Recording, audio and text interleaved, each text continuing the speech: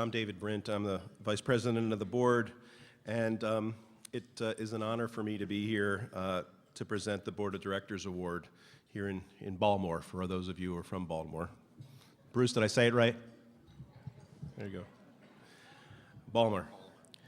It's presented every year to investigator or a group of investigators for their outstanding progress in research that's bringing us closer to sight-saving treatments and cures.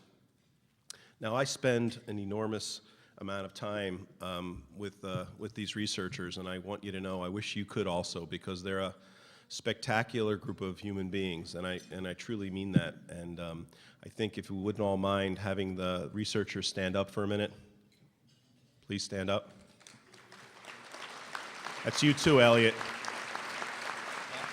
Elliot, I'm not stopping until you stand up.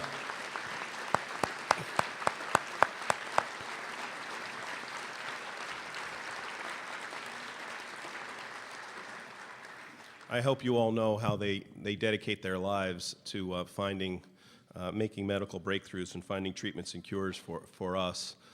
They're a truly spectacular group.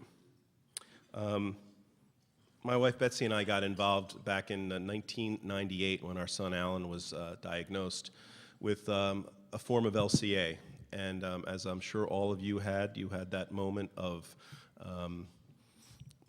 despair and had to be talked down into the real world and start to get going on what it was going to take to live your life, raise your child, deal with a parent. And for us, we got working fairly quickly. And unfortunately, the foundation had been working already for 27 and a half years. And at that, researchers had made lots of progress.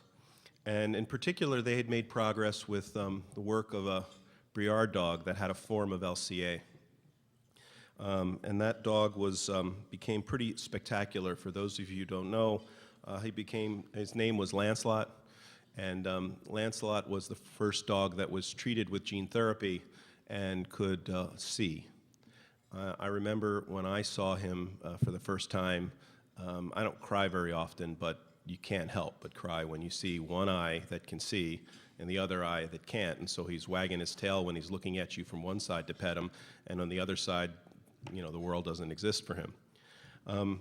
More spectacularly for me was when we took him to Capitol Hill to meet a group of senators and congresspeople, and just so you know, this was on the House side, and senators never go to the House side, but we did have 10 of them come over to the House side. We have pictures of it, incidentally, just to record that it actually happened.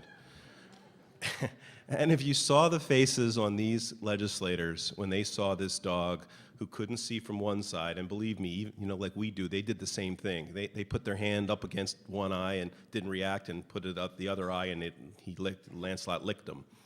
He couldn't have been any better of a performer. And you've also probably all seen the picture of Gordon with Lancelot on the Capitol steps, and he's quite an amazing animal who lived a long and wonderful life. The recipient of this year's Board of Directors Awards are two researchers who are working with these invaluable canine models of retinal disease. And here to tell you more about research and our honorees is the Foundation's top dog. Couldn't help it, sorry. Steve Rose.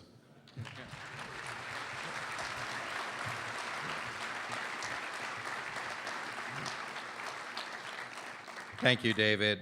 I could always use a little more obedience training, as my wife always tells me, but for the most part, I play nice. Seriously, it is wonderful to see such a great crowd at Visions 2013 conference, and I'm very pleased to recognize the important achievements of this year's research honorees for the Board of Directors Award. But before I do that, I'd like to tell you why their work is so important. To move a potential treatment into a clinical trial, you need to show that it's safe and that it works in an animal model. And if you can do that in a large animal, it's a huge plus. It not only provides validation that the treatment has good potential to work in people, it really goes a long way for the regulatory groups like the FDA in order to be able to launch a clinical trial. Our Board of Directors award recipients are truly world leaders in identifying these naturally occurring canine models of inherited retinal diseases and in using them to evaluate and advance the development of sight-saving treatments and cures. With funding from the Foundation Fighting Blindness, Drs. Gus Aguirre and his collaborator at the University of Pennsylvania not only discovered Lancelot and the Briard model of LCA, but also canine models for X-linked and autosomal dominant retinitis pigmentosa, achromatopsia, Best disease, and other forms of retinal degenerations.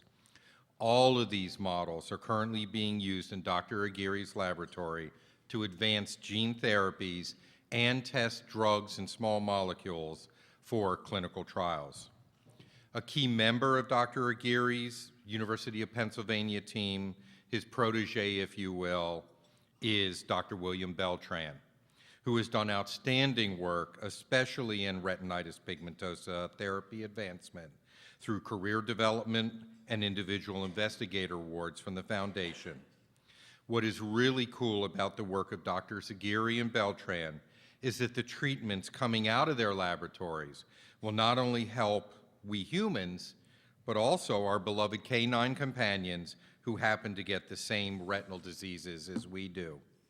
So without further ado, please join me in congratulating the recipients of the 2013 Board of Directors Award, Drs. Gus Aguirre and William Beltran. Please join us at the podium.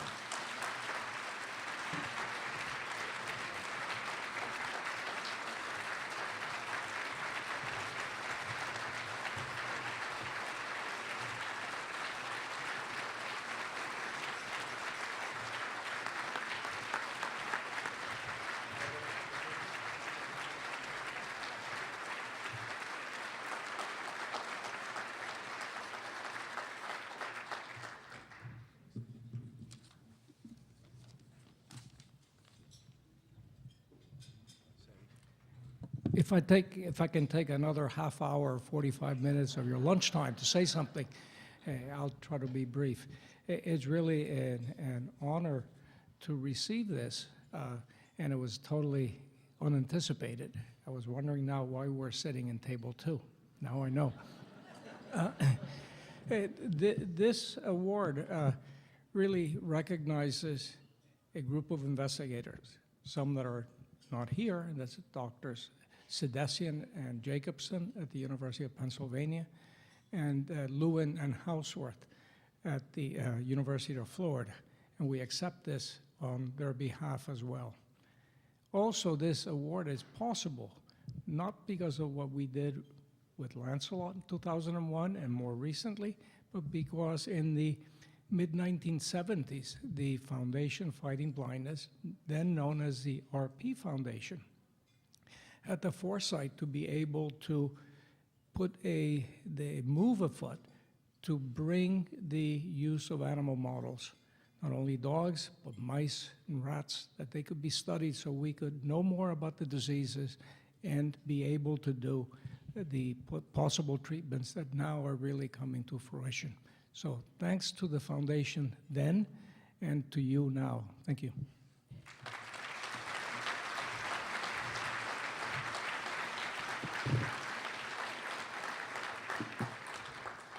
I will be much more brief.